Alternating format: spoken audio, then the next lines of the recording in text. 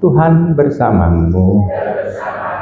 Inilah Injil suci menurut Santo Markus. Pada suatu hari Sabat, Yesus masuk ke rumah ibadah. Di situ ada orang yang mati sebelah tangannya. Orang-orang Farisi mengamati Yesus kalau ia menyembuhkan orang itu pada hari Sabat, supaya mereka dapat mempersalahkan dia.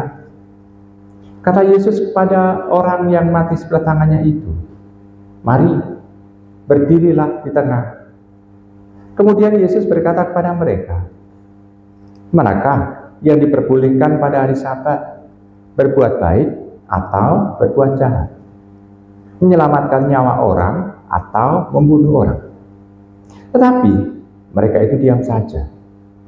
Yesus jengkel karena kedegilan mereka. Dengan marah ia memandang sekeliling, lalu berkata kepada orang tadi, "Ulurkanlah tanganmu." Ia pun mengulurkan tangannya dan sembuhlah seketika. Lalu keluarlah orang-orang Farisi dan segera bersekongkol dengan orang-orang Herodian untuk membunuh dia. Demikianlah sabda Tuhan. Saudari-saudari terkasih dalam Tuhan, dalam bacaan Injil kita bisa melihat di sana makna tersendiri dari hari Sabat. Kalau hari Sabat orang berdoa itu entah ke bait Allah, karena kalau bait Allah itu kan hanya satu di Yerusalem itu, tapi kalau tempat-tempat kecil di kota-kota lain itu kan sinagoga, namanya sinagog, gitu ya. Dan di situ tampak bahwa banyak tempat-tempat ibadah untuk ketemu. Nah, kalau orang berdoa, baik itu di bait Allah atau sinagoga, mau ketemu siapa? Mau ketemu Allah. Nah, kalau ketemu Allah, biasanya mereka meminta apa? Kebaikan, kan? Nah, kalau demikian, kita bisa melihat bahwa pada saat hari Sabat, hari yang bacaannya hari ini kita dengarkan ini, mau memperlihatkan siapa Yesus itu sebenarnya. Identitas Tuhan itu mau diperlihatkan. Dia mau mengatakan bahwa pada hari Sabat orang meminta kepada Allah dan Allah bertindak untuk membantu dan memberikan yang terbaik. Nah, pada waktu itu ada orang yang mati sebelah tangannya dan orang itu disembuhkan oleh Tuhan Yesus. Dan itu tampak bahwa dalam diri Tuhan Yesus ada yang ilahi yang bisa memberikan kebaikan seperti yang didamba oleh banyak orang. Walaupun orang yang sakit mati tangannya ini itu tidak meminta apapun kepada Tuhan Yesus, tetapi karena kerentak dari Allah yang kasih, yang berikan kasih itu, maka kesembuhan terjadi. Nah, ibu bapak, saudara terkasih dalam Tuhan, maka kita bisa melihat bahwa aturan-aturan mengenai hari Sabat kadangkala adalah aturan-aturan agama, aturan-aturan lembaga Keyahudian. Itu berbeda dengan kehendak Allah. Maka harus dibedakan, ini adalah aturan dari Allah atau aturan dari lembaga agama.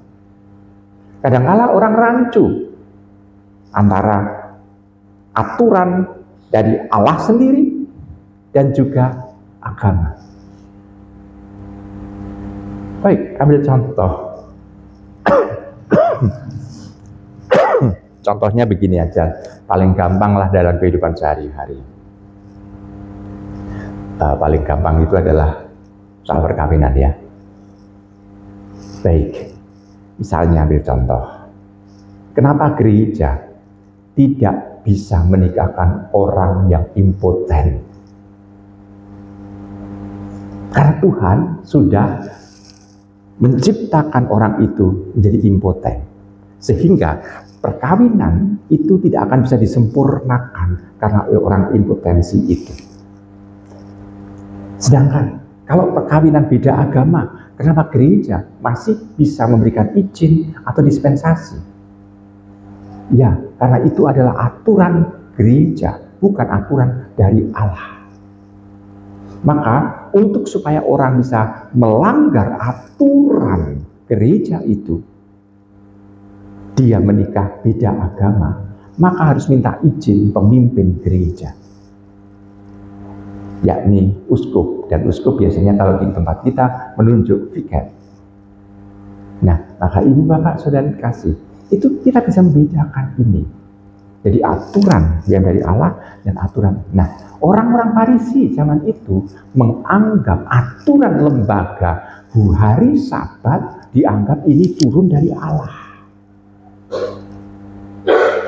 Maka mereka dengan semena-mena, sehingga hakikat hari Sabat tidak pernah ditangkap oleh orang.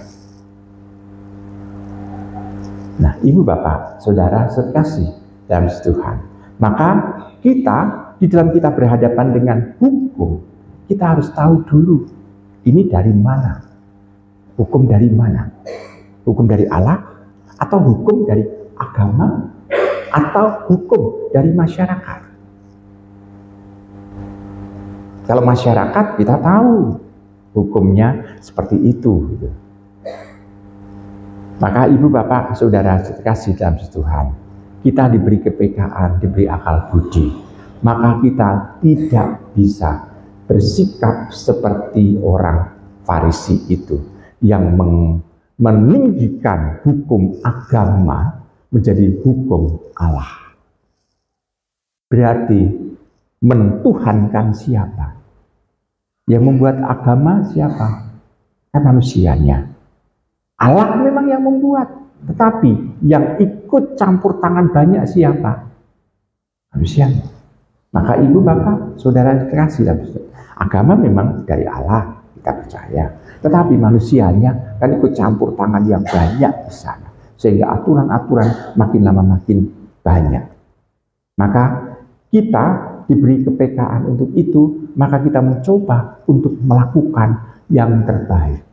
Sehingga setiap hukum pasti ada satu nilai tersendiri yang mau untuk diperjuangkan.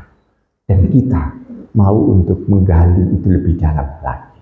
Selamat merenungkan.